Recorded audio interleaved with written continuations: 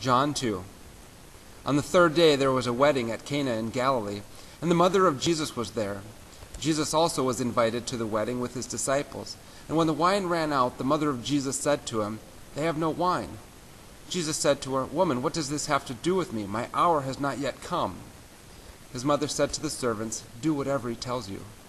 Now there were 6 stone water jars there for the Jewish rites of purification, each holding 20 or 30 gallons. And Jesus said to the servants, "Fill the jars with water." And they filled them up to the brim. And he said to them, "Now draw some out, and take it to the master of the feast." So they took it.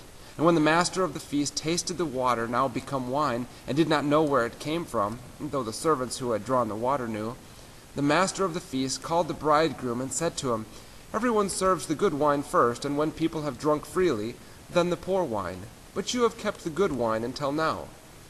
This, the first of his signs, Jesus did at Cana in Galilee, and manifested his glory, and his disciples believed in him.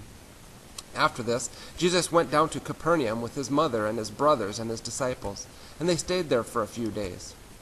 The Passover of the Jews was at hand, and Jesus went up to Jerusalem. In the temple he found those who were selling oxen and sheep and pigeons, and the money changers sitting there. And making a whip of cords, he drove them all out of the temple with the sheep and oxen, and he poured out the coins of the money changers and overturned their tables. And he told those who sold the pigeons, "Take these things away. Do not make my Father's house a house of trade."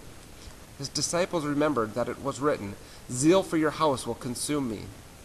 So the Jews said to him, "What sign do you show us for doing these things?" And Jesus answered them, "Destroy this temple, and in 3 days I will raise it up." The Jews then said, "It has taken 46 years to build this temple, and will you raise it up in 3 days?" But Jesus was speaking about the temple of his body. When therefore he was raised from the dead, his disciples remembered that he had said this, and they believed the scripture and the word that Jesus had spoken. Now when he was in Jerusalem at the Passover feast, many believed in his name when they saw the signs that he was doing.